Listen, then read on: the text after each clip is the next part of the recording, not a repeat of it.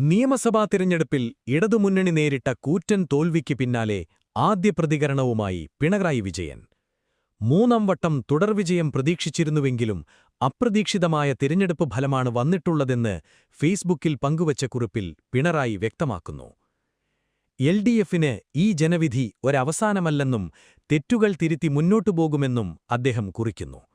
മാത്രമല്ല, ഈ തിരഞ്ഞെടുപ്പിൽ ബി.ജെ.പി 3 സീറ്റുകൾ നേടിയത് ഗൗരവതരമാണെന്നും പിണറായി വിജയൻ പ്രതികരിച്ചു.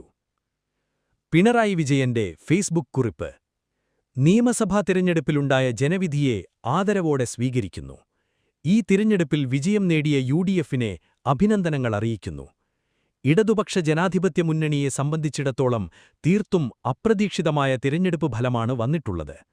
എല്ലാവിധ എതിർപ്രചാരണങ്ങൾക്കും ആക്രമണങ്ങൾക്കുമിടയിലും എൽ.ഡി.എഫിന് ജനങ്ങൾ നൽകിയ പിന്തുണയ്ക്ക് ഞങ്ങൾ നന്ദി പറയുന്നു.